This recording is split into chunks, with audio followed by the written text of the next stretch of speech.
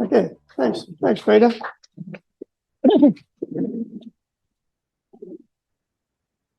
What they say at the beginning, I didn't intend to give a dissertation on how Mount Isa ore bodies got where they are, but two things happened in my post-MIM experience, and they were.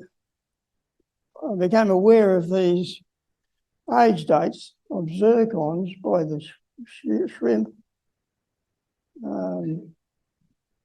method. So I became aware of this shrimp age dating method, and I didn't know much about it. And Ian Withmore showed me this database for all the Queensland, all the Queensland deposits, and then later on, Dr. Simon Badogas showed me the broader picture, which had all the Northern Territory ones, and so they're the two databases from which all this data has occurred. And if you know of ore deposits in the region, and I don't mention it, this probably means that there's no samples from those particular ones. And I just want to acknowledge my mates that really helped me along the way. Jock Smith, of course, is not with us anymore. But Bill Perkins is here tonight, and Rose Bryce, and John Hartley is in Cairns, and David Munch in Perth. And Ian Whittle's just there. And special thanks is appropriate to Ian for pointing me in. Else this wouldn't have got started. And the same with Simon for the wider Australian scene. Now that's a picture that some of you will be used to seeing. It's the north arrow is going to the left, right-hand side. So you're looking at west is at the top. And that's a part of a big long map, but it shows you all the different stratigraphic elements of the Mount Isa group at the top and the other units that are underneath it.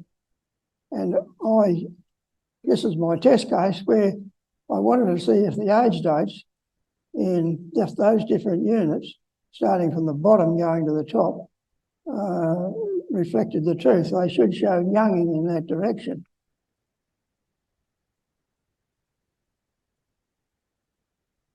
And there's all the age dates on the different things. You see that the ones at the bottom, look at the right-hand column. The ones at the bottom are 1700s, and then up through when you get into the Mount Isa groups, then the 1600s, and up to the Urquhart Shale at the top. And the other thing is that Peter Stoker pointed me towards the field portable XRF units for determining elements on XRF machines.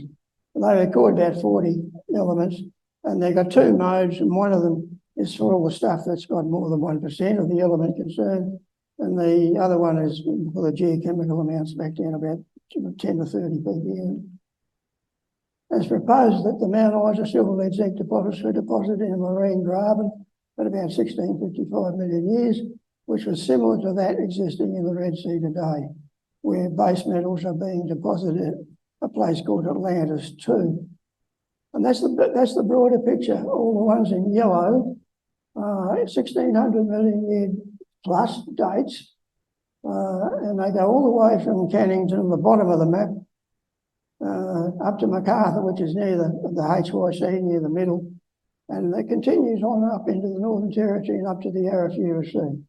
And the dates, as you'll see later, up the top there are younger again than the ones in all the mineral deposits we know about. That's a picture of the Red Sea, and you can see the axial part of it. Don't worry about all this detail stuff on the left-hand side. All you've got to see is that the Red Sea, as it is today, is about the same length as that strip of country from the Arafura Sea to the Cork Fort in Queensland and the Northern Territory. And that's how we imagine some of the lead, zinc, silver and gold gets into the thing. I haven't got a picture that shows you exactly that happening in the Red Sea, and this one we only found a few days ago on the north of New Zealand. It's along the extension of that structure that goes through the North Island of New Zealand and through White Island, where that accident happened 2 or 3 years ago, and out into the sea from there. And this is a slide that shows you what I believe is the sedimentary nature of the silver, lead, zinc at Mount Isa. And you'll see that, just a second, see lead zinc bands coming along here. See, the Oregon's a little graben here, probably pre-sedimentary feature. You've got that little band there, and there it is over there. And when it was still all mud, there's a little fractures going through there, and the fracture goes out here. It's also interesting that a little bit of silica dolomite out here, and that's post all this black shale that's there and over there. And there's a little grain of chalcopyrite there in the silica dolomite.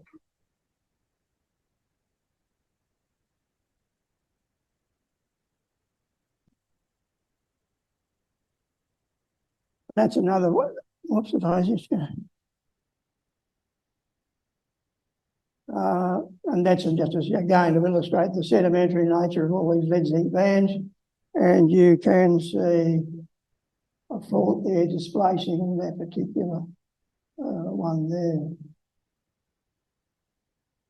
And there's another one that shows perhaps better. There's an old field assistant, Horst Schmidt, gave me this a long time ago. It's a black shale band. They're all folded around by the subsequent orogenesis. There's a pyrite band there hugging the black shale band. And then the lead and zinc behaves like jam in a sandwich. The black shale beds are like the bread in a sandwich, and the lead and zinc is like the jam. It goes anywhere. And I've seen fractures in Broken Hill, NBHC, going at right angles to the general strike of the stratigraphy, and the lead zinc, the galena is all squirted out into it. That, just to show this unique to Mount Isa, that's the same thing, similar thing at Rammelsberg in Germany. And the interesting thing about this lead zinc is we all know that Mount Isa lead zinc has got all those elements in there. And it's got a little bit of copper, but it's not as much as it is in the main copper deposits.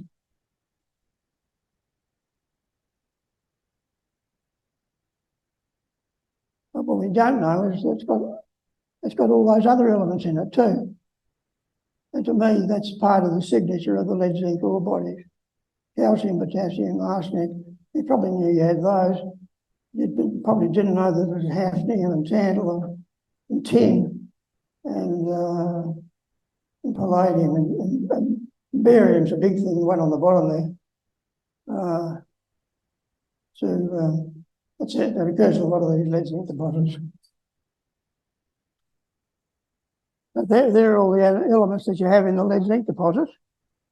Now, if we go and just look at the Mount Isa copper, I'm suggesting that it's got an age of rather different from the 1644 that you saw with the lead zinc.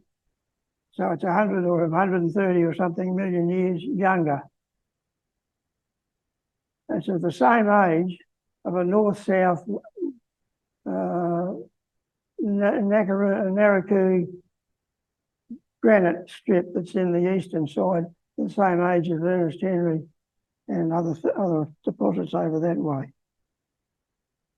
You're all seeing a picture like this. This is one of Bill Perkins' pictures. You see how the silica dolomite, which is all that orange stuff,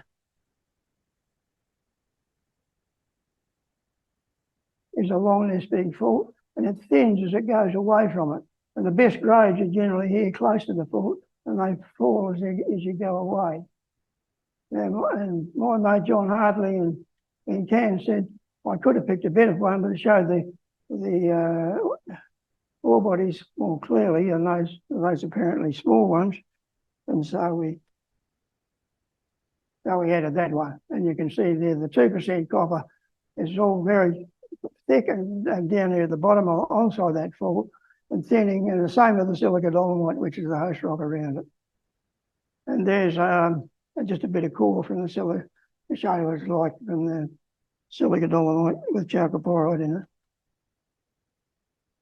And that's chalcopyrite, in fact, it's silicious shale, and you can see it's like other places you might have called it a chalcopyrite matrix breccia.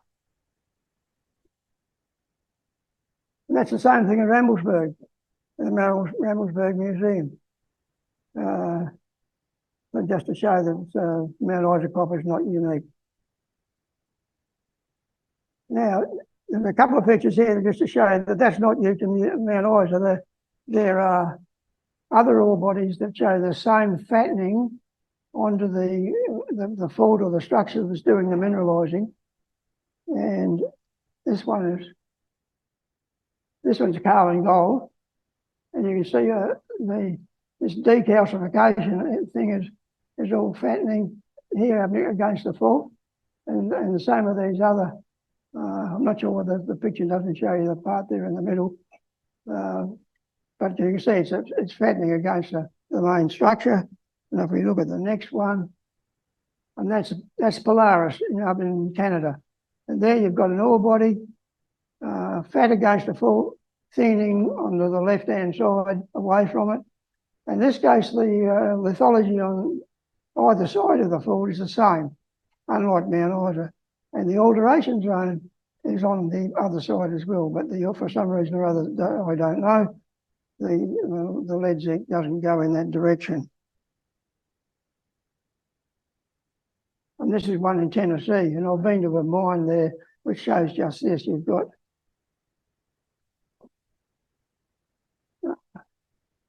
you can see on the mineralising fault here, you've got a chaotic breccia all against the mineralising fault, and as it's been forced out into the limestones on the side here, you can see all the breccia fragments, the clasts are sort of starting to line up with the sedimentary layers. So if you only saw this bit, you might figure that it was a sedimentary deposit. On the other side of the thing, you've got a barren breccia. And I went there once with Kerr Anderson, one of our geologists in Ireland, and saw this. And we went from one stope in this stuff to another opening where that was the case and there was nothing in it. And that completes the essence of the talk. A marine lead zinc at Mount Isa in a Red Sea type graben at 1655, accompanied by a unique multi-element assemblage, followed by a chalcopyrite emplacement event at 1510 via a mineralising fault with best grades close to that fault and thinning away from it. The rest is in detail in support of the things that I've said there. In analysing all this age data material, that's a typical sheet of what you get. You don't have to read all that, but it's said over on the right-hand side, it tells you all the details that the analyst thought appropriate to the analyst of that. And there's hundreds of things like that. And that's a cross-fracture bed, or tough marker bed as we call them these days. Zircons occur in those, and they're good, and they are what's the age dating has been done on the Urquhart shale. Now, stepping away from Mount Isa, I started to wonder whether what the other lead zinc ore bodies in northwest Queensland would show us. Now, you probably can't remember the other ones, but 1655 was the Urquhart shale age, and this one's Lady Loretta, and you can see that these numbers are a little bit less than that. So it's young. It appears if it's all the same structure, you can see it's younging in that direction. You'll say, what about that one? Well, some people will tell you if you erode a sandstone, you can get older zircons incorporated in the sandstone. In this case, it's a tuff, so I don't know whether that argument holds up.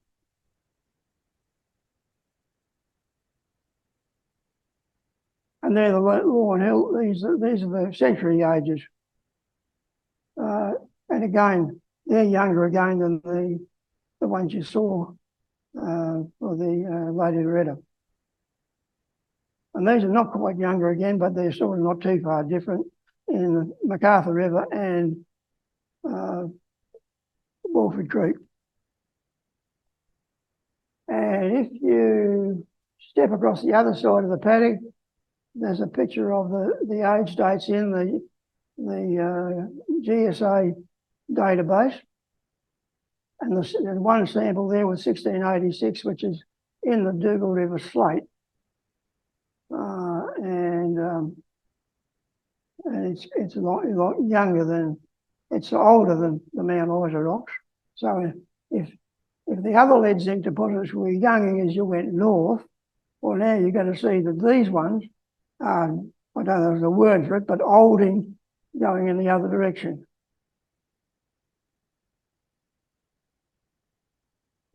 And there's the figure around Cannington. Now, the one to take notice of is the 1674 one, which is a bit less than the Dougal River one. And this 1712 one is a nice, and if I don't know it is, if that was in any way a host rock for the lead zinc ore bodies, well, it's saying it's making it look much older in that direction. These other two are in the Squirrel over on the left-hand side are in the Squirrel Hills granite. And that's just a picture of the Atlantis too, what it looks like from a bathymic survey. And the Atlantis 2 deep is where that mineralisation has been. And this one's out of Reykjavik. You've seen it in use the other day, the faulting at Genevic, and that's in that area. You see it's all fractured up, rocks with pyrite bones going everywhere.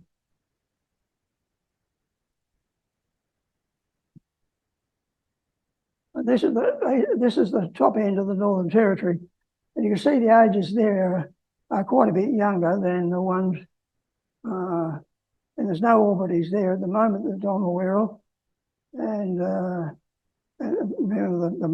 number from MacArthur was 1640, and they're all younger than that. So I imagine that there could be lead zinc deposits in all that blue unit, and the bits of covered stuff in between.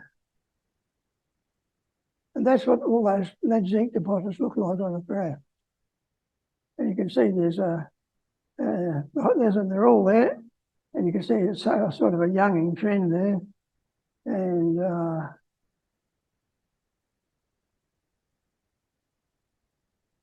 there's the correlation coefficient. You probably can't read that. The correlation coefficient on that is 0.81, so that's not bad.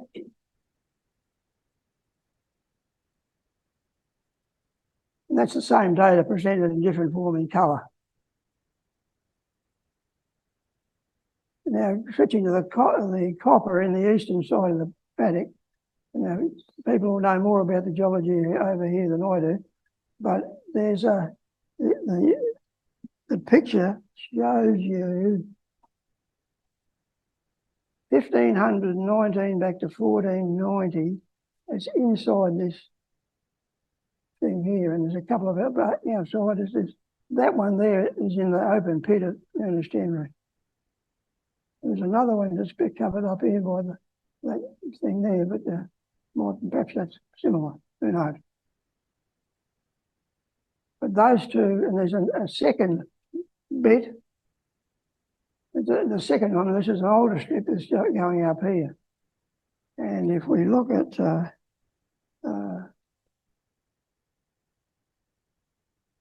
oops. There's a histogram of all those values, and you can see that there's a different void here. This is the 1510, there's 1510 age there, which is where most of those samples are. These are the number of estimates up on this axis. And there's another bump over here, which is that second bump you saw on the eastern side of the previous picture.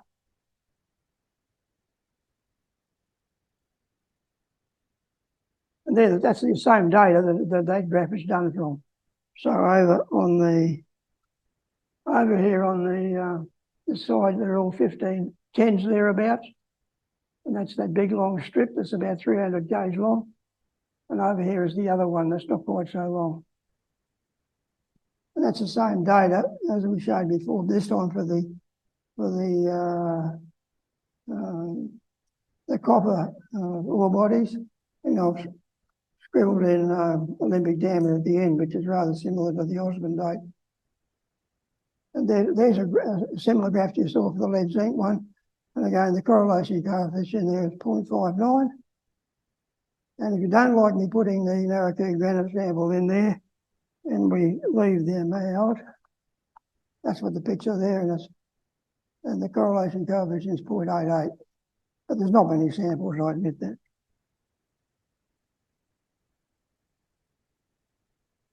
So finally, just a few comments on how you find. There was some discussion in the Dugald River talk the other day about covered deposits.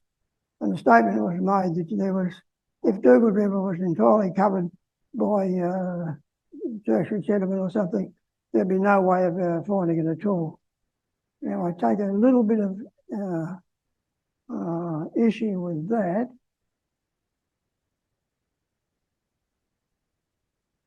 We'll come to the Dugald River in a minute.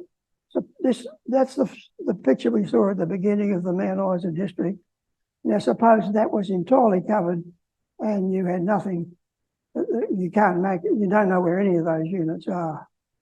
And so you wouldn't, this part is magnetic, it's a basalt, but you wouldn't know whether it young that way or whether it young this way. So if you drill a wildcat hole in here somewhere, you'd find sandstone or quartzite, or you might find dolerite dikes. There's a lot of dolerite dikes in here. And if you did an age date on them, you'd find it's very old. And you'd say, well, we're in the wrong area. So then you go the other side of this thing, and you drop a hole in here somewhere.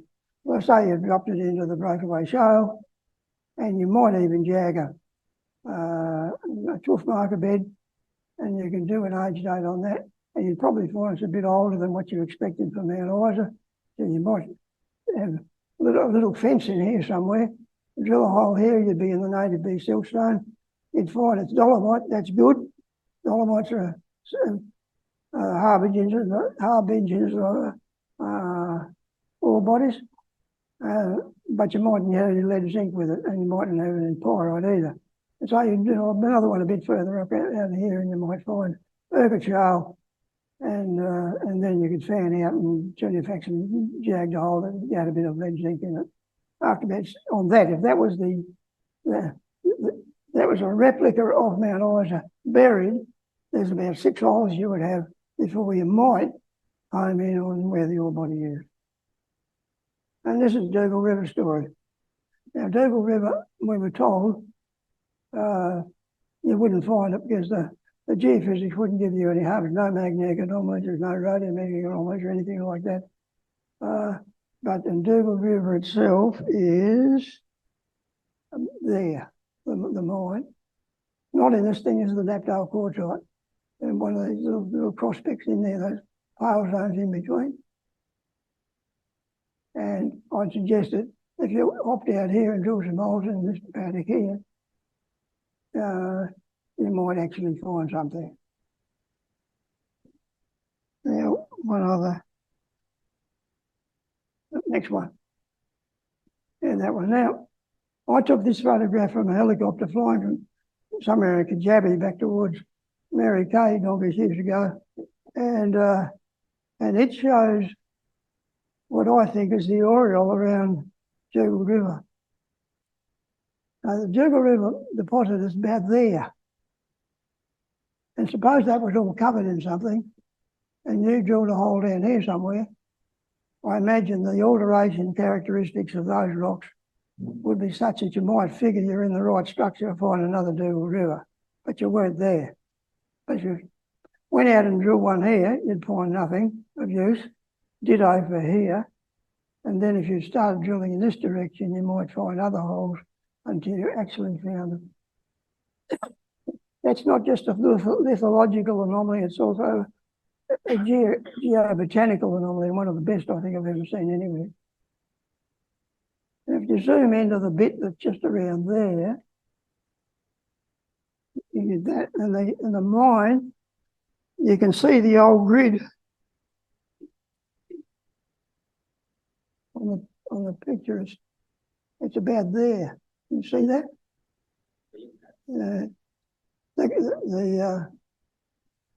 Those things are the Gossans, and I think the grid is there.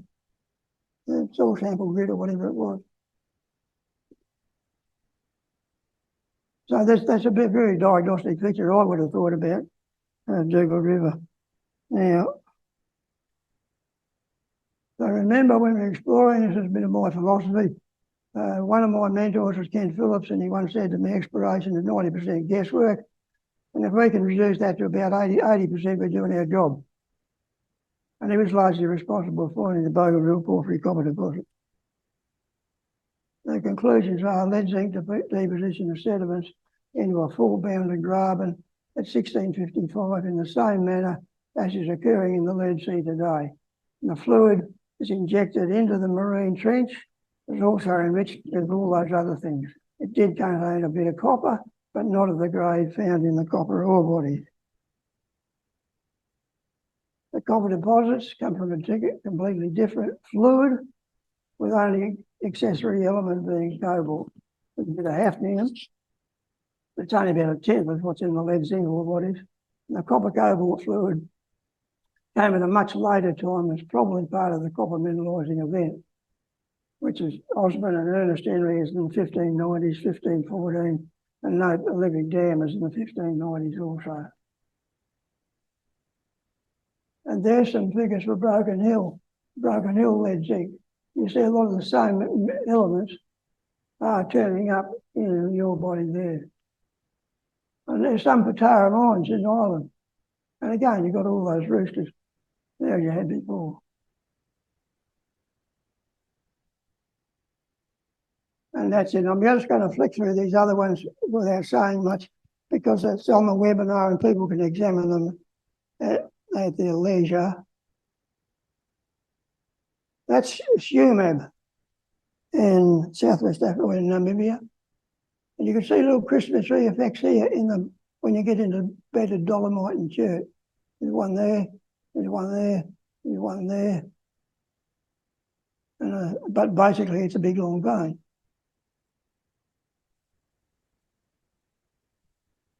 That's Tara mines, and you'll see there that a lot of these things cover in fat against the fault, the way it's drawn there anyhow. There's Tina. You see that's all against the fault. And that's back one. That's Tina again. And remember there's a manganese is often a halo around these lead zinc deposits. And you can see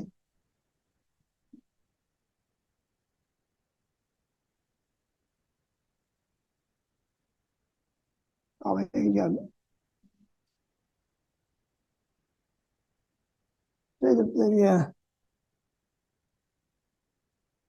See the manganese normally coming around here? It's fattening against this fault.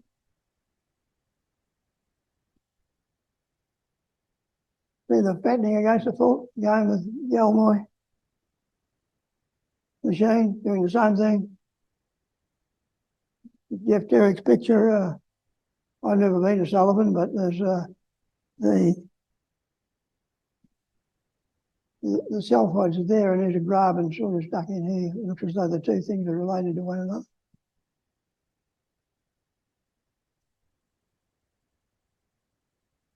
And that's it. Thank you very much. Thank you, Russ.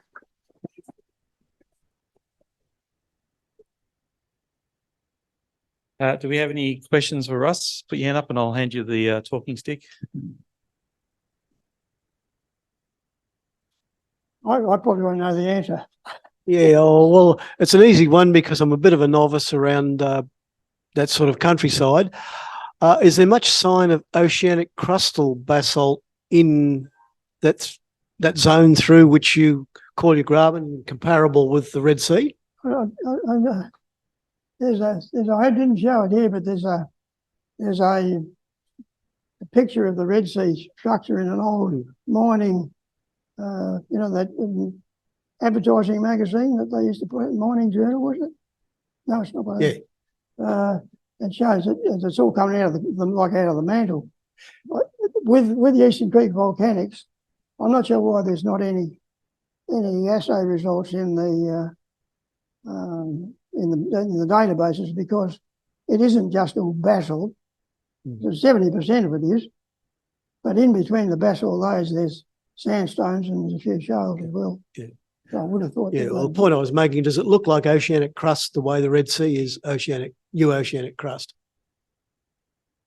Well, it could be, but then you're going to say, well, how do you get all those sandstones and so forth in it? If there was a river coming in from the side that was depositing sand, that could happen. Okay.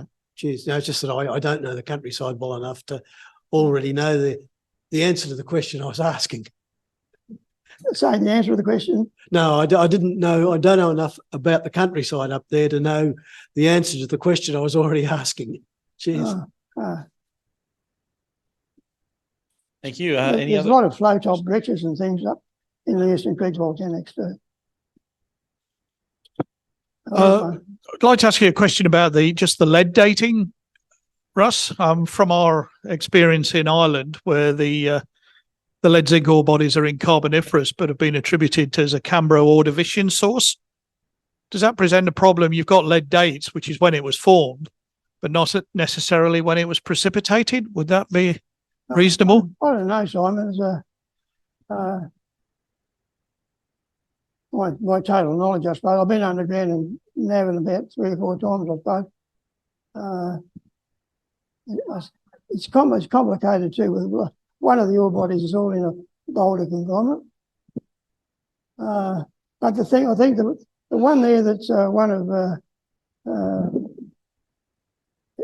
Hitzman, was it? That thing at Lachine where he's got a big manganese anomaly around the whole thing. That's all fattening very obviously against that fault. Now, I don't know, with those Navan sections, I'm only just saying, these are the sections. But there's several of those faults where it looks like that they might have been post-sedimentation or I'm not sure. Yeah, I think what I was sort of getting at is I noticed some of your cut sections of Mount Isa. You've got the bedded pyrite, which is very unrecrystallized, whereas the lead zinc look decidedly recrystallized. And I'm wondering if you're redoing the lead zinc at a different later time frame, possibly coincident with the copper phase. Would that be a fair point? I'm not sure, but when the copper came, it must have cooked up something. I don't know that probably doesn't answer. So I'm thinking your lead zinc's recrystallized. Those things you had, the pyrite band, it was going around and hugging the black shale band wherever it went. And all the lead zinc was just all slushed into the anticlines and the synclines. So you're suggesting a later age for the lead zinc? I'm suggesting that all happened Okay. during an orogenic period at a later time, yeah. Thank you. Another one here. Yeah, Russ, I was looking at a couple of your graphs and you plotted the size of the deposits against time, against the age. And in both cases of lead, zinc and copper, the biggest and the best were the oldest. Now, it's not apparently a linear correlation, but would you care to comment? My ears aren't the best, Doug. So I noticed from your graphs that the biggest and the best deposits, both copper and lead zinc, in the case of copper, it was Roxby Downs. Yeah. In the case of lead zinc, it was Broken Hill, are the oldest. Oh, yeah. So should we look for older lead zinc deposits and older copper deposits? It could be the case, yeah. It's the same when I say go up there and look in Arnhem Land. You'd have to want to look for MacArthur type lead zinc deposits if that's what you're going to do. But yeah, you'd sooner have a broken hill than just about anything else in the lead zinc paddock.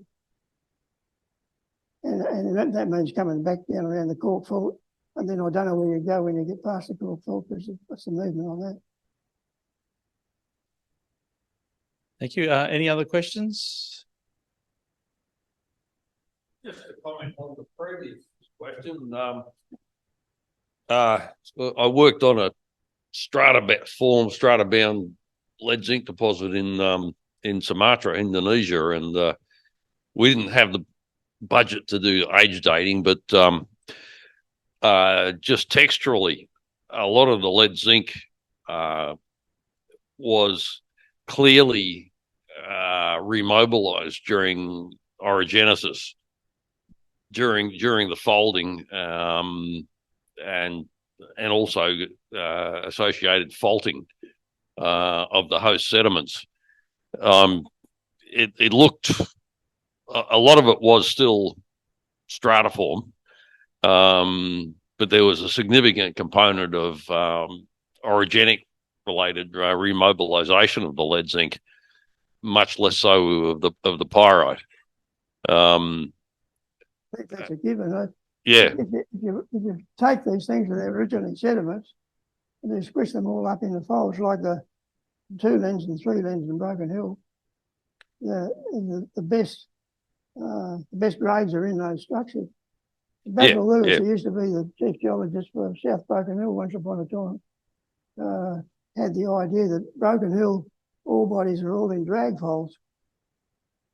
And then he thought, well, if there's a fold and there's where one of the ore bodies is, he reckons if you drill down here, there'd be another one and you'd have the same thing. We were seeing that in sections as well as hand specimen. You can see it, concentrated along the fold axes. And also, I think I mentioned it. I've seen a stope in NBHC years ago where here's the ore body in the fold, and there's a crack going out like that at right angles to the stratigraphy. And there's galena going out the length of the crack. Yeah. So just like jam in a sandwich. That's a good analogy, Russ. Very good. Thank you very much. I think on that note, we'll call it a night.